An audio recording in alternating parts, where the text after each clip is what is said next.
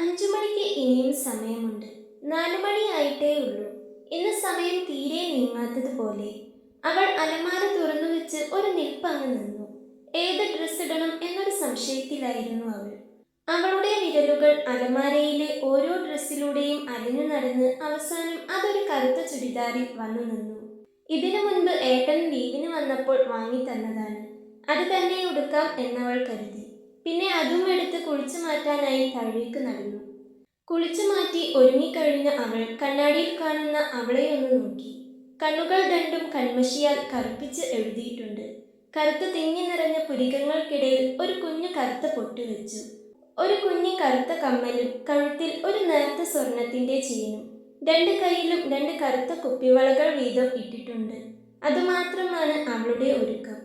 കരഞ്ഞു തളർന്ന കണ്ണുകൾക്ക് ഇന്നൽപ്പം ജീവൻ വെച്ചതുപോലെ. ഒപ്പം ചുണ്ടിലൊരു നേർത്ത പുഞ്ചിരിയും വിരിഞ്ഞു നിൽപ്പുണ്ട്. ഉള്ളിൽ പേടിയും സന്തോഷവും ഒരുപോലെ തിരതല്ലുന്നുണ്ട്. അമലേട്ടൻ വരാൻ പറഞ്ഞിരിക്കുന്നത് അമ്പലത്തിലേക്കാണ്. എന്തായിരിക്കും അമലേട്ടന് പറയാനുണ്ടായിരിക്കുക? തന്നോടുള്ള ഇഷ്ടം തുറന്നു പറയുമോ? അല്ലെങ്കിൽ എല്ലാം മറന്ന് ഈ കല്യാണത്തിന് സമ്മതിക്കണം എന്ന് പറയുമോ? എന്തായാലും അമലേട്ടനെ മറന്നൊരു ജീവിതമില്ല. തന്നെ ഇഷ്ടമല്ലായിരുന്നെങ്കിൽ, തന്നോട് വെറുപ്പായിരുന്നെങ്കിൽ താൻ ഒരു ശല്യവും ചെയ്യാതെ മാറിപ്പോയേനെ. ഇതിപ്പോൾ ഇഷ്ടമുണ്ടായിട്ടും സാഹചര്യങ്ങൾ കൊണ്ട് എല്ലാം ഉള്ളിലൊതുക്കി നിൽക്കുന്ന അമലേട്ടനെ കണ്ടില്ലെന്ന് നടിക്കാനാവില്ല. തന്നോട് ഇഷ്ടം പറയുന്ന അന്ന് വരെ താൻ കാത്തിരിക്കും. മനസ്സിലൂടെ കടന്നു പോകുന്ന പല ചിന്തകൾക്കൊടുവിൽ അവൾ ഉറപ്പിച്ചു. അമ്മേ, ഞാനൊന്ന് അമ്പലത്തിൽ പോയിട്ട് വരാമേ. അടുക്കളപ്പുറത്തിരിക്കുന്ന അമ്മയോട് അവൾ ഹാളിൽ നിന്ന് തന്നെ വിളിച്ചു പറഞ്ഞു. ഇതെന്താ പെട്ടെന്നൊരു അമ്പലത്തിൽ പോക്ക്? അമ്മ ഹാളിലേക്ക് തിരിഞ്ഞു നോക്കി ചോദിച്ചു. വെറുതെ, മനസ്സിനൊരു സമാധാനത്തിന്. വേഗം പോയിട്ട് വരാം അമ്മേ, അവൾ കള്ളം പറഞ്ഞു. എന്നാൽ ഇരുട്ടാകുന്നതിന് മുൻപേ ഇങ്ങെത്തിക്കോണം. അവിടെയും ഇവിടെയും നിന്ന് തിരിഞ്ഞു കളിക്കരുത്, അമ്മ പറഞ്ഞതും അവളൊന്ന് തലയാട്ടിക്കൊണ്ട് വേഗം പുറത്തേക്കിറങ്ങി. അമ്പലത്തിലേക്കുള്ള ആ വഴിക്ക് ഇന്ന് വല്ലാത്തൊരു ഭംഗിയുള്ളതുപോലെ അവൾക്ക് തോന്നി. ഓരോ ചുവട് വെക്കുമ്പോഴും ഹൃദയം വേഗത്തിൽ മിടിക്കുന്നുണ്ടായിരുന്നു. ദൂരെ തന്നെ അവൾ കണ്ടിരുന്നു ആ വലിയ ആൽമരത്തിന്റെ തറയിലിരിക്കുന്ന അമലിനെ. എന്തോ ഒരു നിമിഷം അവളുടെ കാലുകളൊന്ന് നിന്നുപോയി. കറുപ്പ് ഷർട്ടും വെള്ള മുണ്ടുമാണ് അവന്റെ വേഷം. താനിട്ട ഡ്രസ്സും അതേ നിറത്തിലാണെന്ന് ഓർക്കെ അവളുടെ ചുണ്ടിലൊരു പുഞ്ചിരി വിരിഞ്ഞു. എന്നാൽ പെട്ടെന്ന് തന്നെ അത് മാഞ്ഞുപോയി. അവൾ വേഗത്തിൽ അവിടേക്ക് നടന്നു. അവളെ കണ്ടതും അവൻ ഇരിക്കുന്നിടത്തു നിന്നും എഴുന്നേറ്റു. കറുപ്പ് നിറത്തിലുള്ള ചുരിദാറും ഇട്ടുവരുന്ന അവളിൽ തന്നെയായിരുന്നു അവന്റെയും നോട്ടം. അമലേട്ടൻ വന്നിട്ട് ഒത്തിരി നേരായോ? അരികിലെത്തിയതും അവനെ ഒന്ന് നോക്കി ചിരിക്കാൻ ശ്രമിച്ചുകൊണ്ട് അവൾ ചോദിച്ചു. ഇല്ല, കുറച്ചു നേരമായിട്ടേ ഉള്ളൂ. 4:30 മുതൽ ഇവിടെ വന്നിരിക്കുകയാണെന്ന് അവൻ പറഞ്ഞില്ല. അമ്പലത്തിൽ കയറിയോ? ഇല്ല, അവൻ പറഞ്ഞു. അവളൊന്ന് മൂളി. കേറണ്ടേ? അവനൊന്നും മിണ്ടുന്നില്ലെന്ന് കണ്ട് അതും ചോദിച്ച് തലയുയർത്തി അവൾ കാണുന്നത് അവളെ തന്നെ നോക്കി നിൽക്കുന്ന അമലിനെയാണ്. എന്തിനോ അവളുടെ കണ്ണുകൾ ഒന്ന് പിടച്ചു. നെഞ്ചിലൊരു തരിപ്പ്. അവൻ അവളെ തന്നെ നോക്കി നിൽക്കുകയാണ്. വാ, എനിക്കൊരു കാര്യം പറയാനുണ്ട്. അത് കഴിഞ്ഞിട്ട് അമ്പലത്തിൽ കയറാം, അവൻ പറഞ്ഞതും അവളൊന്ന് തലയാട്ടി. ആൽമരത്തിന് അരികിലൂടെ അവൻ നടന്നതും അവളും അവന് പിറകെ നടന്നു. അതിലെ നേരെ നടന്നാൽ എത്തുന്നത് പുഴയോരത്തേക്കാണ്. അവൻ അവിടെ ചെന്ന് പുഴയിലേക്ക് നോക്കി നിന്നു. സത്യം പറഞ്ഞാൽ അവൾ ഏതോ ലോകത്താണ്. അവനെ ഇങ്ങനെ തൊട്ടരികത്ത് കാണാൻ കിട്ടുമെന്ന് പോലും അവൾ വിചാരിച്ചതല്ല. അവനൊന്നും മിണ്ടുന്നില്ലെങ്കിൽ പോലും അരികിലായുള്ള അവന്റെ സാമീപ്യം അവൾ ആസ്വദിക്കുകയായിരുന്നു.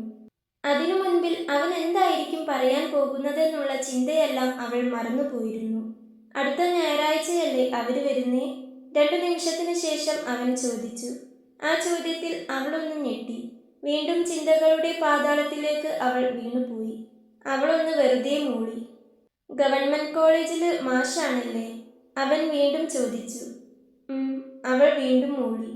നല്ലതല്ലേ അത്? അവൻ ചോദിച്ചതും അവൾ ഞെട്ടലോടെ അവനെ തലയുയർത്തി നോക്കി. പേടിച്ചത് എന്താണോ അത് സംഭവിക്കാൻ പോവുകയാണെന്ന് അവൾക്ക് തോന്നി. ആശിച്ചതെന്താണോ പ്രതീക്ഷിച്ചതെന്താണോ അതെല്ലാം ഇല്ലാതാവാൻ പോവുകയാണ്. തന്നോട് ഈ കല്യാണത്തിന് സമ്മതിക്കണമെന്ന് പറയാൻ വേണ്ടിയാണ് ഇങ്ങനെയൊരു തുടക്കമെന്ന് അവൾക്ക് തോന്നി. അവളുടെ മുഖത്തെ ഞെട്ടൽ കണ്ട് അമൽ ചെറുതായൊന്ന് പുഞ്ചിരിച്ചു. നല്ലതല്ലേ എന്നെക്കാളും? അവൻ വീണ്ടും ചോദിച്ചതും അവളുടെ കണ്ണുകൾ നിറഞ്ഞൊഴുകിയിരുന്നു. കരച്ചിൽ പുറത്തേക്ക് വരുന്നില്ല. അതവൾ കഷ്ടപ്പെട്ട് പിടിച്ചു വെച്ചിരിക്കുന്നതാണെന്ന് അവന് തോന്നി. അവൻ അവളോട് പാവം തോന്നിപ്പോയി. ഒരു ഗവൺമെന്റ് കോളേജിലെ മാഷും സാധാരണ കൂലിപ്പണിക്കാരനെയും വെച്ച് നോക്കുമ്പോൾ അതല്ലേ നല്ലത്? ജീവിതമാണ്, തീരുമാനമെടുക്കുമ്പോൾ സൂക്ഷിച്ചെടുക്കണം. അവൻ വീണ്ടും ചോദിച്ചു, ഇത് ഇത് ചോദിക്കാനാണോ അമലേട്ടൻ എന്നോട് ഇങ്ങോട്ട് വരാൻ പറഞ്ഞേ? എങ്കിൽ വേണ്ടിയിരുന്നില്ല. വീണ്ടും വീണ്ടും എന്നെ ഇങ്ങനെ വേദനിപ്പിക്കേണ്ടിയിരുന്നില്ല. എന്തിനാ അമലേട്ട, എന്തിനാ എന്നോട് ഇങ്ങനെ ചെയ്യുന്നേ? അവൾ വിങ്ങലോടെ ചോദിച്ചു. ഇത്ര കാലം എന്നെ കണ്ടില്ലെന്ന് നടിച്ചു. ഞാൻ അടുത്തു വരുമ്പോൾ ഒഴിഞ്ഞു മാറി. എന്നിട്ടും ഞാൻ പിന്നാലെ വന്നു. അവസാനം ഏട്ടനൊരു ശല്യമാകരുതെന്ന് കരുതി മനഃപൂർവ്വം ഒഴിഞ്ഞു മാറി നടന്നില്ലേ ഞാൻ? ഒരു നോട്ടം പോലും തരാതെ ഇരുന്ന ആള് ഇന്ന് എന്നെ നോക്കി. ഇപ്പോൾ കാണണം, സംസാരിക്കണമെന്ന് പറഞ്ഞ് ഇവിടേക്ക് വന്നപ്പോൾ ഞാൻ കരുതി ഏട്ടന് എന്നോട് ഇഷ്ടമാണെന്ന് പറയാനായിരിക്കുമെന്ന്. എന്നിട്ട് അതും കൊതിച്ച് ഞാൻ വന്നപ്പോൾ പറഞ്ഞു വരുന്നത് എന്താ? ഗവൺമെന്റ് ജോലിക്കാരനാണ് നല്ലത്, അയാളെ കെട്ടണമെന്നോ? അത് പറയാനാണെങ്കിൽ അമലേട്ടൻ എന്നെ ഇങ്ങോട്ട് വിളിക്കേണ്ടിയിരുന്നില്ല. അവൾ ഒഴുകുന്നതിനനുസരിച്ച് കണ്ണുനീര് അമർത്തി തുടയ്ക്കുന്നുണ്ട്. എനിക്കറിയാം അമലേട്ടന് എന്നെ ഇഷ്ടമാണെന്ന്. എന്തൊക്കെയോ ചിന്തിച്ചു കൂട്ടി മനഃപൂർവ്വം എല്ലാം ഉള്ളിലൊതുക്കി നടക്കുക.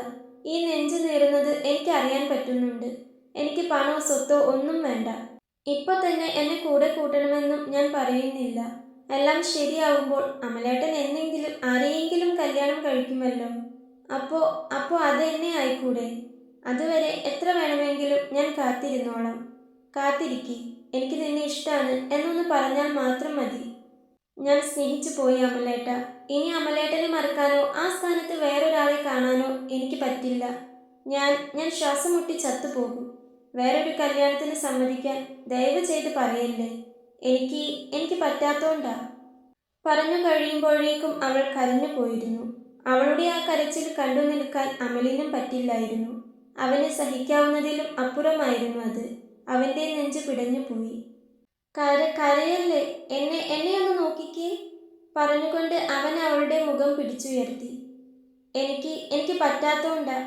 ഇനിയും എന്നെ ഇങ്ങനെ വേദനിപ്പിക്കല്ലേ. അങ്ങനെ ഓർക്കുമ്പോൾ പോലും എൻ്റെ ചങ്ക് പൊട്ടുക. അവൾ വീണ്ടും പറഞ്ഞു. ആ നിറഞ്ഞ കണ്ണുകൾ, വിതുമ്പുന്ന ചുണ്ടുകൾ, അതിൽ കൂടുതൽ അവന് പിടിച്ചു നിൽക്കാനായില്ല. അവൻ അവളെ തൻ്റെ നെഞ്ചിലേക്ക് ചേർത്ത് പൊതിഞ്ഞു പിടിച്ചു. അവൾ ഞെട്ടിവിറച്ചു പോയി. അവൾ കണ്ണുകൾ മാത്രം ഉയർത്തി അവനെ നോക്കി. അവൻ്റെ കണ്ണുകളും നിറഞ്ഞൊഴുകിയിട്ടുണ്ട്. ഇനി ഇങ്ങനെ കരയല്ലേ. ഇനിയും ഇതിങ്ങനെ കണ്ടു നിൽക്കാനുള്ള ശക്തി എനിക്കില്ല. നിന്നോട് എല്ലാം മറക്കാൻ പറയാനല്ല ഞാൻ വന്നത്. എനിക്ക് നിന്നെ വേണമെന്ന് പറയാനാ. നിന്നെ എനിക്ക് അത്രയ്ക്ക് ഇഷ്ടമാണെന്ന് സമ്മതിക്കാനാ. ഇനിയും നിന്നോടുള്ള ഇഷ്ടം ഉള്ളിലൊതുക്കിയാൽ ആദ്യം ചത്തുപോകുന്നത് ഞാനായിരിക്കും. മറ്റൊരാളുടെ കൂടെ നിന്നെ ചിന്തിക്കാൻ പോലും എനിക്ക് പറ്റില്ല. അവൻ പറഞ്ഞതും വാവാച്ചി ശ്വാസമെടുക്കാൻ പോലും മറന്നുപോയി. ലോകം പോലും അല്പനേരത്തേക്ക് നിശ്ചലമായതുപോലെ. ഇന്നലെ വിച്ചു എന്നെ വന്നു കണ്ടു. നമ്മൾ പറയാതെ തന്നെ അവനെല്ലാം മനസ്സിലാക്കി. അവനിപ്പോൾ എല്ലാം അറിയാം. അവൻ സമ്മതിച്ചു വാവാച്ചി. അവൻ നിന്നെ എനിക്ക് തന്നു. എൻ്റെ അവസ്ഥയുടെ കൂടെ അവനെ കൂടി ചതിക്കാൻ പറ്റാത്തതുകൊണ്ടാ ഞാൻ നിന്നെ കണ്ടില്ലെന്ന് നടിച്ചത്, നിന്നോടുള്ള ഇഷ്ടം ഉള്ളിലൊതുക്കിയത്. പക്ഷേ നമ്മൾ വിചാരിച്ചതിലും എത്രയോ മേലെയാവൻ. അവന് അവൻ്റെ വാവാച്ചി കരയുന്നത് ഇഷ്ടമല്ല. വാവാച്ചിയുടെ സന്തോഷമാണ് അവന് വലുത്, കൂട്ടത്തിൽ എൻ്റെയും. അവൻ്റെ വാവാച്ചിയെ എനിക്ക് വേണമെന്ന് അവൻ എന്നോട് ചോദിച്ചപ്പോൾ ഞാൻ എന്താ പറയുക? എനിക്ക് എത്ര സന്തോഷമായെന്നറിയോ? സുധാകരേട്ടൻ ഈ ആലോചനയെക്കുറിച്ച് നാരായണേട്ടനോട് പറയുന്നത് കേട്ടപ്പോൾ മുതൽ നെഞ്ചു പിടിക്കുക. ആ പിടച്ചില നമ്മളൊന്ന് പറയുക പോലും ചെയ്യാതെ അവൻ മാറ്റിയത്. അമൽ അത് പറഞ്ഞു തീരുന്നതിന് മുൻപേ വാവാച്ചി അവൻ്റെ നെഞ്ചിലേക്ക് വീണിരുന്നു. ഏട്ടൻ എല്ലാം അറിഞ്ഞിട്ടാണ് തന്നോട് ധൈര്യമായിട്ടിരിക്കാൻ പറഞ്ഞത്. ഏട്ടനെക്കുറിച്ച് ആലോചിച്ചപ്പോൾ അവൾക്ക് അപ്പോൾ തന്നെ അവളുടെ വിച്ചേട്ടനെ കാണണമെന്ന് തോന്നി. ഇനിയും ഇങ്ങനെ കരയല്ലേ. അവൻ അവളുടെ തലയിലൂടെ പതിയെ തലോടി. ആ നിമിഷം അവളുടെ നിയന്ത്രണം വിട്ടുപോയിരുന്നു. ഇത്രയും കാലം ഉള്ളിലൊതുക്കിയ സങ്കടങ്ങളെല്ലാം ആ ഒരു നിമിഷം ഒരു പൊട്ടിക്കരച്ചിലായി പുറത്തു വന്നു. വർഷങ്ങളായി അവൾ കൊതിച്ച ആ ഇടം. അമൽ അവളെ തൻ്റെ നെഞ്ചോട് ചേർത്ത് മുറുക്കെ പിടിച്ചു. ആ ആലിംഗനത്തിൽ അവളുടെ സങ്കടങ്ങളെല്ലാം ഉരുക്കിത്തീരാൻ തുടങ്ങി. കരയല്ലേ, സാരല്ല, പോട്ടെ. ഇനി ഈ കണ്ണ് നിറയാതെ ഞാൻ നോക്കിക്കോളാം. നിന്റെ ഈ കണ്ണീര് ചുട്ടുപൊള്ളിക്കുന്നത് എന്നെയാടാ. കരയല്ലേ. അവൻ പറഞ്ഞതും അവൾ കരച്ചിലടക്കാൻ ശ്രമിച്ചു. എന്നിട്ടും അവൾ തോറ്റുപോയി. അവളിൽ നിന്നും ഏങ്ങലടികൾ പുറത്തേക്ക് വന്നുകൊണ്ടിരുന്നു. ചുറ്റുമുള്ള ലോകം അവർ മറന്നുപോയി. പുഴയിൽ നിന്നും വീശുന്ന കാറ്റിന് പോലും അവരുടെ പ്രണയത്തിന്റെ തണുപ്പായിരുന്നു. പെട്ടെന്നാണ് അമലിന് സ്ഥലകാലബോധം വന്നത്. അവളുടെ കരച്ചിലിനു മുൻപിൽ അവനെല്ലാം മറന്നുപോയിരുന്നു. ദേ ആരേലും കാണും പറഞ്ഞുകൊണ്ട് അവനൊരു വെപ്രാളത്തോടെ അവളിൽ നിന്നും അകന്നു മാറി. എന്നിട്ട് ചുറ്റും നോക്കി. ഭാഗ്യം ആരും കണ്ടില്ല. അവൻ പറഞ്ഞതു കേട്ട് അവളൊന്ന് ചിരിച്ചുപോയി. അമലേട്ടൻ ദുഷ്ടനാ, എന്നെ എത്ര കരയിപ്പിച്ചു. കുറുമ്പോടെ പറഞ്ഞുകൊണ്ട് അവൾ അവന്റെ കയ്യിൽ പതിയെ ഒന്ന് തല്ലി. അവളുടെ വീർത്ത കവളുകൾ കണ്ട് അമലിന് ചിരി വന്നുപോയി. ശരിക്കും എപ്പോഴാ അമലേട്ടന് എന്നോട് ഇഷ്ടം തോന്നി? അവളൊരു കൊഞ്ചലോടെ അവനോട് ചോദിച്ചു. അതോ കൃത്യമായി പറഞ്ഞാൽ അറിയില്ല. എങ്കിലും അന്ന് നീ എന്നോട് ഇഷ്ടമാണെന്ന് പറഞ്ഞില്ലേ? അതിനും എത്രയോ മുൻപ് എനിക്ക് നിന്നെ ഇഷ്ടായിരുന്നു, പറഞ്ഞില്ലെന്ന് മാത്രം. അവൻ പറഞ്ഞതും അവളുടെ കണ്ണുകൾ വിടർന്നുപോയി. അറിയാമായിരുന്നു അവന് തന്നെ ഇഷ്ടമാണെന്ന്. എങ്കിലും ഇങ്ങനെയൊന്ന് അവൾ പ്രതീക്ഷിച്ചതേയില്ല. അവളുടെ ഞെട്ടൽ കണ്ട് അവൻ അവളെ നോക്കിയൊന്ന് കണ്ണു ചിമ്മി. ദുഷ്ട, എന്നിട്ടാണോ എന്നെ ഇത്രയും പിറകെ നടത്തിച്ചത്, എന്നെ കണ്ണീര് കുടിപ്പിച്ചത്? അവൾ പരിഭവത്തോടെ ചോദിച്ചു. അതിന് അമലൊന്ന് അവളെ നോക്കി. പിന്നെ മുണ്ടിന്റെ തലപ്പെടുത്ത് അവളുടെ കരഞ്ഞു കലങ്ങിയ കൺമഷി തുടയ്ക്കാൻ തുടങ്ങി. അങ്ങനെ ഒരു നീക്കം ഒട്ടും പ്രതീക്ഷിക്കാത്തതുകൊണ്ട് തന്നെ അവളൊന്ന് ഞെട്ടി. അവളിലൂടെ ഒരു വിറയൽ പാഞ്ഞുപോയി. അതവന് മനസ്സിലായെങ്കിലും അവൻ അത് അറിയാത്തതുപോലെ തുടച്ചുകൊണ്ടിരുന്നു. ദേ കരഞ്ഞു കലങ്ങി കണ്ണും മുഖവും ഒക്കെ ആകെ വല്ലാതായിരിക്കുന്നു. ഈ കോലത്തിലാണോ വീട്ടിലേക്ക് പോകുന്നേ? നിന്നെ ഇങ്ങനെ കണ്ടാൽ അമ്മയും മുത്തശ്ശിയും പേടിക്കും. തുടയ്ക്കുന്നതിനിടയിൽ അവൻ പറയുന്നുണ്ട്. പെട്ടെന്ന് അവൾ അവന്റെ കയ്യിൽ പിടിച്ചു. എന്നിട്ട് അവന്റെ കണ്ണുകളിലേക്ക് നോക്കി. അവന്റെ കണ്ണുകളും അവളുടെ മുഖത്ത് തന്നെയാണ്. എന്നും എന്നും എൻ്റെ കൂടെ ഉണ്ടാകുമോ? എനിക്ക് ആശ തന്നിട്ട് ഇനി എന്നെ കരയിപ്പിക്കരുത്. അവളുടെ കണ്ണുകൾ വീണ്ടും നിറഞ്ഞു. ദേ പിന്നെയും കരയുന്നു. നിന്നോട് പറഞ്ഞില്ലേ വാവാച്ചി ഇങ്ങനെ കരയില്ലേന്ന്? അവൻ വീണ്ടും അവളുടെ കണ്ണുകൾ തുടച്ചു കൊടുത്തു. അവൾ അവന്റെ മുഖത്തേക്ക് തന്നെ നോക്കി നിൽക്കുകയാണ്. ഞാൻ പറഞ്ഞില്ലേ വാവാച്ചി എനിക്ക് നിന്നെ പണ്ടേ ഇഷ്ടമാണെന്ന്. പക്ഷേ അതിനുള്ള യോഗ്യതയില്ലെന്ന് തോന്നി. പിന്നെ വിച്ചു. അവനെ ചതിക്കുന്നത് പോലെയാകില്ലേ അവന്റെ കൂടെ നടന്ന് അവന്റെ പെങ്ങളെ തന്നെ സ്നേഹിച്ചാൽ? പക്ഷെ ഇപ്പോൾ അവൻ തന്നെയാ നിന്നെ എനിക്ക് തന്നത്. ഇനിയും നിന്നെ കരയിപ്പിക്കാതെ നിന്നോട് വന്ന് ഇഷ്ടം പറയാൻ ധൈര്യം തന്നത്. അതുകൊണ്ട് ഇപ്പോൾ എനിക്ക് ധൈര്യമുണ്ട് ഇനി നിന്നെ ആർക്കും വിട്ടുകൊടുക്കില്ലെന്ന്. പക്ഷേ അതിന് എൻ്റെ മോൾ ഇത്തിരി കൂടി ഒന്ന് കാത്തിരിക്കണം. എല്ലാം ഒന്ന് കരയ്ക്കെത്തിക്കാൻ അമലേട്ടന് ഇത്തിരി കൂടി സമയം താ. ഒന്നും ഇല്ലാത്തിടത്തേക്കല്ല, എല്ലാം ഉള്ളിടത്തേക്കാ എൻ്റെ വാവാച്ചി വരേണ്ടത്. അതുവരെ നീ കാത്തിരിക്കില്ലേ? അവൻ അവളുടെ കൈ പിടിച്ചെടുത്തുകൊണ്ട് ചോദിച്ചു. ഞാൻ പറഞ്ഞില്ലേ അമലേട്ട, എനിക്ക് സ്വത്തും പണവും ഒന്നും വേണ്ട. ഏട്ടന് മാത്രം മതി. പക്ഷേ എനിക്കറിയാം ഏട്ടനെ ഇപ്പൊ തന്നെ ഒരുപാട് കഷ്ടപ്പെടുന്നുണ്ട്. അതിനിടയിൽ കല്യാണക്കാര്യവും ഒന്നും പറഞ്ഞ് ഞാൻ ബുദ്ധിമുട്ടിപ്പിക്കില്ല. ഇത്ര കാലം ഒരു നോട്ടം പോലും കിട്ടാതെ ഞാൻ കാത്തിരുന്നില്ലേ? അതുകൊണ്ട് ഇനിയും എനിക്ക് കാത്തിരിക്കാൻ പറ്റും.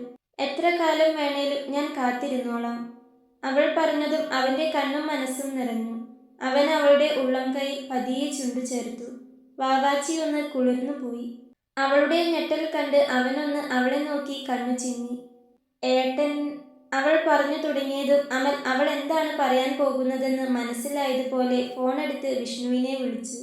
എന്താടാ നീ അവളോട് പറഞ്ഞോ? ഫോണെടുത്തതും അമൽ അതാണ് ചോദിച്ചത്.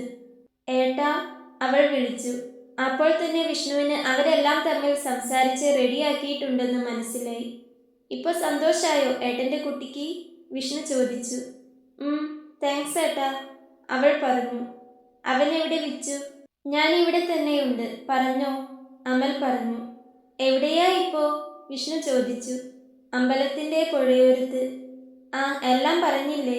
എന്നാ മക്കള് രണ്ടും വേഗം വീട് പറ്റാൻ നോക്ക്. വിഷ്ണു കള്ള ഗൗരവം നടിച്ചുകൊണ്ടാണ് അത് പറഞ്ഞത്. അത് കേട്ടതും വാവാച്ചിയുടെ മുഖം വാടി. എടാ നീ ഇങ്ങനെ പേടിപ്പിക്കല്ലേ, ഇവിടെ ഒരാൾ പേടിച്ചു പോയി. അമൽ ചിരിയോടെ പറഞ്ഞതും അപ്പുറത്തു നിന്ന് വിച്ചു ചിരിച്ചു പോയി. ഏട്ടന് ശനിയാഴ്ച വരാമേ. വെറുതെ ഓരോന്നാലോചിച്ച് പേടിക്കേണ്ട. പിന്നെ നേരം വൈകേണ്ട, വീട്ടിൽ ചെല്ലാൻ നോക്ക്, അമ്മ പേടിക്കും, വിഷ്ണു പറഞ്ഞു. ഞാൻ പോവായി ഏട്ടാ, ദേ ഇപ്പൊ തന്നെ പോകും. അവൾ പറഞ്ഞതും വിഷ്ണു ഒന്ന് മൂളി. എടാ അമലെ, ഞാൻ നിന്നെ വിളിക്കാം, കുറച്ച് തിരക്കില്ല, വിഷ്ണു പറഞ്ഞതും അമൽ ശരിയെന്നും പറഞ്ഞ് ഫോൺ വെച്ചു. ശേഷം അവൻ അവളുടെ മുഖത്തേക്കൊന്ന് നോക്കി. ആളാകെ വല്ലാതെയായിട്ടുണ്ട്. അതുകണ്ട് അമലിന് ചിരി വന്നു. അവനെപ്പോലെ ഒരു ഏട്ടനെയും കൂട്ടുകാരനെയും കിട്ടിയതാ നമ്മുടെ ഭാഗ്യം. അമൽ പറഞ്ഞതും അവളും അത് ശരിയാണെന്ന പോലെ തലയാട്ടി. എന്നാ പോയാലോ? അവൻ ചോദിച്ചു. ഇപ്പോഴോ? ഇപ്പൊ വന്നിട്ടല്ലേ ഉള്ളൂ. അവളുടെ കണ്ണുകളിൽ നിരാശ. അവനൊന്ന് ചിരിച്ചു. വന്നിട്ട് കുറച്ചായി. നേരം വൈകിയാൽ അമ്മയും മുത്തശ്ശിയും പേടിക്കും. എന്നാലും കുറച്ചു നേരം കൂടി. അവൾ വീണ്ടും കൊഞ്ചി. നടക്കടി കാന്താരി അങ്ങോട്ട്. ഇപ്പൊ നമുക്ക് കൂട്ടു നിൽക്കുന്ന വിച്ചുവിനെ വെറുതെ തെറ്റിപ്പിക്കല്ലേ. ആകെയുള്ളത് ധൈര്യവും ആശ്വാസവും അവന്. അവൻ പറഞ്ഞതും അവൾ മനസ്സില്ലാ മനസ്സോടെ ഒന്ന് തലയാട്ടി. എന്നാ നീ ചെന്ന് അമ്പലത്തിലൊന്ന് കേറിയിട്ട് വാ. ഏട്ടൻ വരുന്നില്ലേ? അവൾ ചോദിച്ചു. ഏയ് ഇല്ല, ദൈവത്തിനോടുള്ള നന്ദി ഞാൻ എപ്പോഴേ പറഞ്ഞു കഴിഞ്ഞു. ഞാൻ ആൽത്തറയിലിരിക്കാം. നമ്മൾ രണ്ടാളും കറുപ്പും കറുപ്പും ഇട്ട് അമ്പലത്തിലേക്ക് ചെല്ലേണ്ട. നമ്മുടെ നാട്ടുകാര് അത്ര നല്ലവരല്ല. നീ ചെല്ല്. അവൻ പറഞ്ഞുകൊണ്ട് മുൻപോട്ട് നടന്നു. പെട്ടെന്ന് അവൾ അവന്റെ കയ്യിൽ പിടിച്ചൊന്ന് നിർത്തി. അവൻ എന്താണെന്ന പോലെ അവളെ ഒന്ന് നോക്കി. അവൾ ചുറ്റുമൊന്ന് നോക്കി. അവളുടെ നോട്ടം കണ്ട് എന്തോ ഒരു പന്തികേട് തോന്നിയ അമൽ എന്താണെന്ന് ചോദിക്കാൻ പോകുമ്പോഴേക്കും ചുറ്റും ആരുമില്ലെന്ന് ഉറപ്പാക്കി അവൾ ഏന്തി വലിഞ്ഞ് അവന്റെ കവിളിൽ ചുണ്ടു ചേർക്കുകയും മുൻപോട്ട് ഓടുകയും ചെയ്തിരുന്നു. ആ സമയം അവളുടെ കവിളുകൾ നാണം കൊണ്ട് ചുവന്നിരുന്നു. അവനൊന്ന് ഞെട്ടി. ആ ഞെട്ടലോടെ തന്നെ അവൻ അവന്റെ കവിളിലൊന്ന് കൈകൊണ്ട് തൊട്ടു നോക്കി.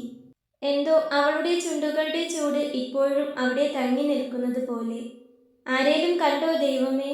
പറഞ്ഞുകൊണ്ട് അവനൊന്ന് ചുറ്റും നോക്കി. ഭാഗ്യം ആരും കണ്ടിട്ടില്ല. അവൻ നെഞ്ചിൽ കൈവച്ചു പോയി. അവളെ നോക്കുമ്പോൾ അവൾ മുൻപിലെത്തിയിരുന്നു. അവന്റെ ചുണ്ടിലൊരു പുഞ്ചിരി വിരിഞ്ഞു. ഈ പെണ്ണ് പറഞ്ഞുകൊണ്ട് ആ പുഞ്ചിരിയോടെ തന്നെ അവനും അവൾക്ക് പിറകെ നടന്നു. കുറച്ചു മുൻപോട്ട് നടന്നതും കണ്ടു വഴിയിൽ കാത്തു നിൽക്കുന്ന വാവാച്ചിയെ. അവളുടെ കവിളുകൾ നാണം കൊണ്ട് ചുവന്നു കിടക്കുന്നുണ്ട്. ഇപ്പോൾ ഒരു വിരലുകൊണ്ട് കുത്തിയാൽ ചോര പുറത്തേക്ക് വരും. തന്നെ നോക്കാനുള്ള മടി കൊണ്ടാണെന്ന് തോന്നുന്നു പെണ്ണ് മുഖത്തേക്ക് നോക്കുന്നില്ല. ഇത്ര നാണമാണെങ്കിൽ പിന്നെന്തിനാ ഉമ്മ വെച്ചേ? അവളെ നോക്കി നിന്ന അവൻ സ്വയം ചോദിക്കുമ്പോൾ ഉള്ളിൽ നിന്നും പൊട്ടി വന്ന ചിരി പിടിച്ചു നിർത്താൻ അവൻ നന്നേ പാടുപെട്ടു. ഞാനെന്നാ പോയിട്ട് വരാമേ. അവനെ നോക്കാതെ അവൾ പറഞ്ഞതും അവനൊന്ന് തലയാട്ടി. പിന്നെ ഒരു നിമിഷം പോലും അവിടെ നിൽക്കാതെ പെണ്ണ് വേഗം അമ്പലത്തിലേക്കുള്ള പടികൾ കയറി തുടങ്ങിയിരുന്നു. അവൻ ആൽത്തറയിലേക്ക് കയറിയിരുന്നു. അവൾ അമ്പലത്തിലേക്ക് കയറി പോകുന്നതും നോക്കി അങ്ങനെ ഇരിക്കുമ്പോൾ ഇതുവരെ തോന്നാത്തൊരു തരം ഊർജം അവന് തോന്നുന്നുണ്ടായിരുന്നു. ശ്രീകോവിലിനു മുൻപിൽ കൈകൂപ്പി നിൽക്കുമ്പോൾ ഇതുപോലെ ഒരു ഏട്ടനെ തന്നതിന് വാവാച്ചി ദൈവത്തിന് ഒത്തിരി നന്ദി പറഞ്ഞു. ഈ സ്നേഹം എന്നും ഇതുപോലെ ഉണ്ടാവണേ എന്നും പ്രശ്നങ്ങളൊന്നുമില്ലാതെ അമലിനും അവൾക്കും ഒരുമിച്ച് ജീവിക്കാൻ പറ്റണേ എന്നും പ്രാർത്ഥിച്ചു. പിന്നെ എപ്പോഴത്തെയും പോലെ കുടുംബത്തിലെ ഓരോരുത്തർക്കും വേണ്ടി പ്രാർത്ഥിച്ച ശേഷം പ്രസാദവും വാങ്ങി അവൾ പുറത്തേക്ക് നടന്നു. അമ്പലത്തിന് പുറത്തേക്ക് നടക്കുമ്പോൾ കണ്ടിരുന്നു ആൽത്തറയിൽ താൻ വരുന്നതും നോക്കിയിരിക്കുന്ന അമലിനെ. ചുറ്റും ആരെങ്കിലും ഉണ്ടോ എന്ന് നോക്കിക്കൊണ്ട് തന്റെ അരികിലേക്ക് വരുന്ന പെണ്ണിനെ കണ്ടതും അമലിന് ചിരി വന്നു.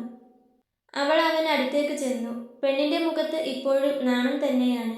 ഇതുവരെ താൻ കണ്ട വാവാച്ചിയെ അല്ല അതെന്ന് അമലിന് തോന്നിപ്പോയി. പ്രസാദം പതിയെ പറഞ്ഞുകൊണ്ട് അവൾ ത്രിമധുരം അവന് നേരെ നീട്ടി. അവൻ അതിൽ നിന്നും ഒരു പഴത്തിന്റെ കഷ്ണമെടുത്ത് അവളുടെ വായിലേക്ക് വെച്ചു കൊടുത്തതും അവൾ അറിയാതെ തന്നെ വാ തുറന്നു പോയിരുന്നു. പിന്നെ ഒരു പഴത്തിന്റെ കഷ്ണവും കൽക്കണ്ടവും എടുത്ത് അവൻ അവന്റെ വായിലേക്കിട്ടു. ഞാൻ തൊട്ടു തരട്ടെ?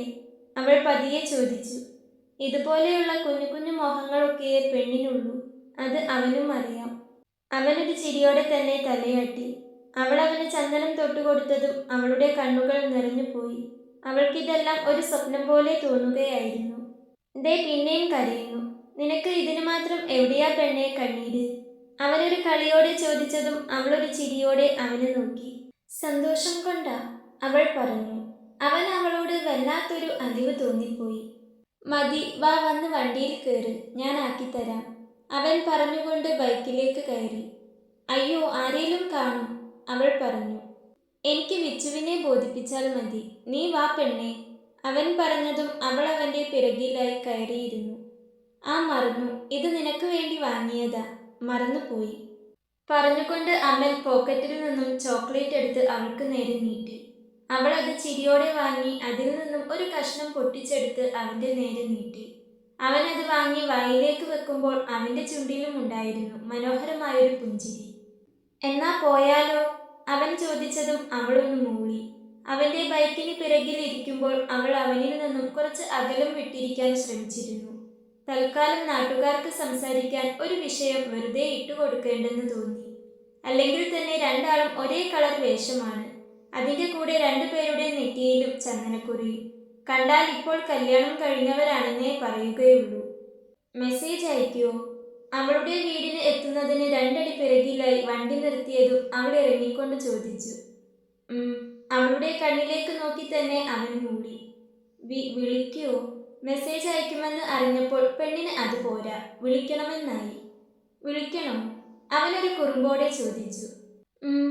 വാശി പിടിച്ചു നിൽക്കുന്ന ഒരു കൊച്ചു കുഞ്ഞിൻ്റെ നിഷ്കളങ്കതയോടെ അവൾ തലയാട്ടി. അവന് അവളുടെ ചുവന്നു തുടുത്ത ആ കവിള് രണ്ടും കുത്തിപ്പൊട്ടിക്കാൻ തോന്നിപ്പോയി. വിളിക്കാം, അവൻ പറഞ്ഞതും അവളുടെ കണ്ണിൽ പൂനിലാവിൻ്റെ ചേല്. നമ്മൾ രണ്ടും ഒരേ കളർ ഡ്രസ്സായിപ്പോയി.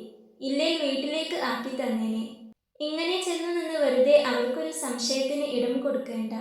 ചെല്ല്, അവൻ പറഞ്ഞതും അവളൊന്ന് പോകാൻ മടിച്ചു നിന്നു. എന്തേ പോകുന്നില്ലേ? അവൻ ചോദിച്ചു. ഇനി എപ്പോഴാ കാണുക? അവൾ വീണ്ടും ചോദിച്ചു. അവളുടെ ഭാവം കണ്ട് അവന് ചിരി വന്നുപോയി. ഇനി കരയരുത്, ഞാൻ വിളിക്കാം.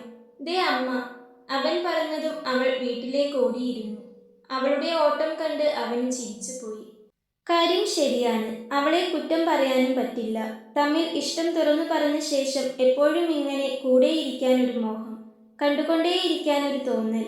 ഇത്ര വർഷവും സ്നേഹം ഉള്ളിലൊതുക്കി അടക്കി പിടിച്ചു നടന്ന തൻ്റെ ഹൃദയം തന്നെയാണോ ഇതെന്ന് പോലും അവന് സംശയം തോന്നിപ്പോയി. അവിടെ നിന്നും തിരിച്ചു പോരുമ്പോൾ വാവാച്ചിയുടെ മുഖത്ത് കണ്ട ആ പ്രകാശം അമലിന് വലിയൊരു ആശ്വാസം തന്നെയായിരുന്നു. അവളോടുള്ള പ്രണയം കൊണ്ട് ഹൃദയം വല്ലാതെ നിറഞ്ഞു കവിയുന്നുണ്ട്. അതോടൊപ്പം തന്നെ വല്ലാത്തൊരു ആശങ്കയും.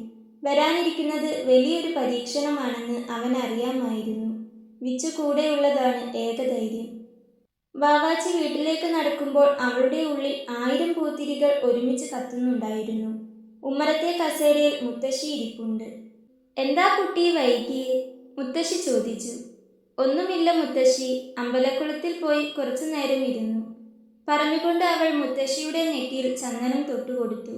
പിന്നെ മുത്തശ്ശിയെ കെട്ടിപ്പിടിച്ച് ആ കവിളിൽ ഒരു ഉമ്മ കൂടി കൊടുത്തു. ഈ കുട്ടിക്ക് ഇതെന്താ പറ്റിയേ? മുത്തശ്ശി ചോദിക്കുമ്പോഴാണ് അമ്മ ഉമ്മറത്തേക്ക് വന്നത്. എന്താ വാവാച്ചി ഇത്ര നേരം വൈകിയേ? നീ എന്താ അമ്പലം ഉണ്ടാക്കിയിട്ട് പ്രാർത്ഥിക്കായിരുന്നോ? അമ്മ ചോദിച്ചു. അപ്പോഴാണ് നേരത്തെ അവൻ അമ്മ എന്ന് പറഞ്ഞ് തന്നെ പറ്റിച്ചതാണെന്ന് അവൾക്ക് മനസ്സിലായത്. എന്തിനെന്നറിയാതെ അവളുടെ കവിളുകൾ വീർത്തു. ഒന്നുമില്ല അമ്മേ, പ്രാർത്ഥിച്ചു കഴിഞ്ഞപ്പോൾ എന്തോ നല്ല സുഖം. കുറച്ചു സമയം അമ്പലക്കുളത്തിൽ പോയിരുന്നു. അവൾ പറഞ്ഞുകൊണ്ട് അമ്മയുടെ നെറ്റിയിലും ചന്ദനം തൊട്ടുകൊടുത്തു. അമ്മയുടെ കണ്ണുകൾ അവളുടെ മുഖത്ത് തന്നെയാണ്. കരഞ്ഞിട്ടുണ്ട്. ആ കണ്ണുകൾ കണ്ടാൽ തന്നെ അറിയാം. എങ്കിലും മുഖത്തൊരു തെളിച്ചം വന്നതുപോലെ. അമ്പലത്തിൽ ചെന്ന് കരഞ്ഞു പ്രാർത്ഥിച്ചപ്പോൾ കുറച്ച് ആശ്വാസം തോന്നുന്നുണ്ടാകാം, അമ്മയ്ക്ക് തോന്നി. അതുകൊണ്ട് തന്നെ അമ്മ കൂടുതലൊന്നും ചോദിക്കാൻ പോയില്ല. മുറിയിലെത്തി അവൾ വാതിലടച്ച് നേരെ ചെന്ന് അലമാര തുറന്ന് ആ കുഞ്ഞു ബോക്സ് കയ്യിലെടുത്തു. എന്നിട്ട് ഒരു പുഞ്ചിരിയോടെ തന്നെ അവൾ ആ ബോക്സിനുള്ളിലെ അമലിൻ്റെ ആ ഫോട്ടോ ഉള്ളം കൈയിൽ എടുത്തു പിടിച്ചു. ആ ഫോട്ടോയിലേക്ക് തന്നെ നോക്കുമ്പോൾ അവളുടെ കണ്ണുകൾ നിറഞ്ഞു വന്നു. ഇന്നലെ വരെ സങ്കടം കൊണ്ടും പരിഭവം കൊണ്ടുമാണ് ആ കണ്ണുകൾ നിറഞ്ഞതെങ്കിൽ ഇന്ന് സന്തോഷത്തോടെയാണ് ആ കണ്ണുകൾ നിറയുന്നത്. എങ്കിലും അവൻ്റേതാകണമെങ്കിൽ എത്ര ദൂരം എന്തെല്ലാം തടസ്സങ്ങൾ താണ്ടേണ്ടി വരുമെന്നത് അവളുടെ ഉള്ളം നീട്ടിയിരുന്നു. താങ്ക് യു പറഞ്ഞുകൊണ്ട് അവൾ ആ ഫോട്ടോയിൽ പതിയെ ചുണ്ടുകൾ ചേർത്തു. ഫോട്ടോ ആ ബോക്സിലേക്ക് തിരിച്ചു വെക്കുന്നതിൻ്റെ കൂട്ടത്തിൽ അവൻ വാങ്ങിത്തന്ന ചോക്ലേറ്റിൻ്റെ കവർ കൂടി ആ ബോക്സിലേക്ക് വെച്ചിരുന്നു. അവൻ ആദ്യമായി ഇഷ്ടത്തോടെ വാങ്ങിത്തന്നതാണ്. അതുകൊണ്ട് തന്നെ ആ കവർ അവൾക്ക് അത്രമേൽ പ്രിയപ്പെട്ടതാണ്. ഒരാഴ്ച കടന്നുപോയി. ഇന്ന് ശനിയാഴ്ച. നേരം ഇരുട്ടി തുടങ്ങിയിട്ടുണ്ട്. ഇതിനിടയിൽ എല്ലാ ദിവസവും വാവാച്ചിയും അമലും തമ്മിൽ മെസ്സേജ് അയക്കും, വിളിക്കും. വിച്ചുവും ഇടയ്ക്കിടയ്ക്ക് ഇവർ രണ്ടുപേരെയും വിളിക്കുന്നുണ്ടായിരുന്നു. എന്നത്തെയും പോലെ വിച്ചു റെയിൽവേ സ്റ്റേഷനിൽ വന്ന് വണ്ടി ഇറങ്ങുമ്പോൾ അവനെ കാത്ത് അമൽ നിൽപ്പുണ്ടായിരുന്നു അവിടെ. എന്താടാ അമലെ, നിന്റെ മുഖത്തൊരു ടെൻഷൻ? നാളത്തെ കാര്യം ആലോചിച്ചിട്ടാണോ? ടെൻഷൻ പിടിച്ചിട്ടുള്ള അമലിൻ്റെ മുഖം കണ്ട് വിഷ്ണു ചോദിച്ചു. എടാ സത്യം പറയാലോ, എനിക്ക് നല്ല പേടിയുണ്ട്. എന്താ നിന്റെ മനസ്സിൽ? അമൽ ചോദിച്ചു. ഒന്നുമില്ല, നാളത്തെ പെണ്ണുകാണൽ നടക്കട്ടെ. അവനോടും അവളോടും സംസാരിക്കാൻ പറയല്ലോ. അപ്പോൾ അവള് പറയട്ടെ അവൾക്ക് ഈ കല്യാണത്തിന് ഇഷ്ടമല്ല, വേറെ ഒരാളെയാണ് ഇഷ്ടമെന്ന്. വേറൊരാളെ സ്നേഹിക്കുന്ന ഒരു പെണ്ണിനെ കെട്ടി റിസ്ക് എടുക്കാൻ മാത്രം പൊട്ടനല്ലല്ലോ അവൻ. എത്രയായാലും ഒരു അധ്യാപകനല്ലേ, അതിൻ്റെ ഒരു തിരിച്ചറിവ് ഉണ്ടാകുമല്ലോ, വിഷ്ണു പറഞ്ഞു. എടാ, അപ്പോൾ അത് വലിയ പ്രശ്നമാകില്ലേ?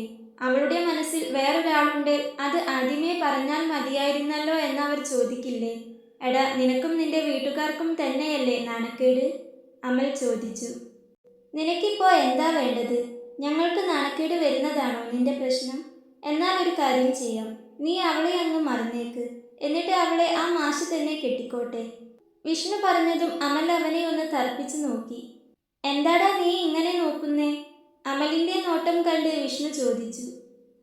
അതൊന്നും പറ്റില്ല. അവൾ എനിക്കുള്ളതാ, ഞാൻ അവൾക്കു. അത് ഞങ്ങൾ ഉറപ്പിച്ചതാ. ഇനി അതിലൊരു മാറ്റവും ഉണ്ടാവില്ല. അമൽ പറഞ്ഞതും വിഷ്ണു അവനെ നോക്കി ഒന്ന് ചിരിച്ചു. ആണല്ലോ, എന്നാൽ പിന്നെ മക്കൾ കൂടുതലൊന്നും ചിന്തിക്കാൻ നിൽക്കേണ്ട. വിഷ്ണു അമലിന്റെ തോളിലൂടെ കൈയിട്ട് മുൻപോട്ട് നടന്നുകൊണ്ട് പറഞ്ഞു. എടാ, അങ്ങനെയല്ല. എന്താടാ അമലേ നിനക്ക്? എടാ, അത് DYSP എക്സാം നോട്ടിഫിക്കേഷൻ വന്നിട്ടുണ്ട്. ഉറപ്പ്, ഞാനത് എങ്ങനെയും എഴുതിയെടുക്കും. അതുവരെ ഇത് തൽക്കാലം ആരും അറിയണ്ട. ആ ജോലി കിട്ടിയാൽ ഞാൻ തന്നെ നിന്റെ അച്ഛൻ്റെ അടുത്ത് വന്ന് അവളെ എനിക്ക് തരുമോയെന്ന് ചോദിച്ചോളാം. അന്ന് അച്ഛൻ എന്തായാലും എനിക്ക് അവളെ തരും. അല്ലാതെ അങ്ങോട്ടും ഇങ്ങോട്ടും ഓരോന്ന് പറഞ്ഞ് വേണ്ടടാ, അങ്ങനെ വേണ്ട. അമൽ പറഞ്ഞതും വിഷ്ണു അവനെ ഒന്ന് നോക്കി. വിഷ്ണുവിനെ അറിയാം അമലിന് പോലീസ് യൂണിഫോമിനോട് വല്ലാത്തൊരിഷ്ടമുണ്ടെന്ന്. ഈ കഷ്ടപ്പാടിനിടയിലും ഇല്ലാത്ത സമയമുണ്ടാക്കി അവനിരുന്ന് പഠിക്കുന്നുണ്ടെന്ന്. അതുകൊണ്ട് അവന്റെ അധ്വാനമൊന്നും വെറുതെ ആയി പോകില്ലെന്ന് വിഷ്ണുവിന് ഉറപ്പുണ്ട്. നീ ഇപ്പോൾ എന്താ പറഞ്ഞു വരുന്നേ? വിഷ്ണു അമലിനോട് ചോദിച്ചു. തൽക്കാലം എങ്ങനെയും ഈ കല്യാണം ഒന്ന് മുടങ്ങണം. ഒരു വർഷത്തേക്കെങ്കിലും ഒന്ന് നീട്ടിക്കിട്ടിയാൽ അപ്പോഴേക്കും ഞാൻ എങ്ങനെയും ഒരു ജോലി ഒപ്പിച്ചോളാം. അവൾക്കും കല്യാണപ്രായമൊന്നും ആയിട്ടില്ലല്ലോടാ. അതുവരെയും ഇങ്ങനെയൊരു കാര്യം ആരും അറിയണ്ട. അമൽ പറഞ്ഞതും വിച്ചു അവനെ നോക്കി ഒന്ന് ചിരിച്ചു. ശരി ശരി, വാ നടക്ക്, എന്തേലും കുടിച്ചിട്ട് പോകാം, വിഷ്ണു പറഞ്ഞുകൊണ്ട് അമലിന്റെ തോളിലൂടെ കൈയിട്ട് മുൻപോട്ട് നടന്നു. അമലിന്റെ വണ്ടി വിഷ്ണുവിന്റെ വീടിന്റെ മുറ്റത്തേക്ക് കയറുമ്പോഴേ കണ്ടു ഉമ്മറത്ത് നിൽക്കുന്ന വാവാച്ചിയെയും കസേരയിലിരിക്കുന്ന മുത്തശ്ശിയെയും.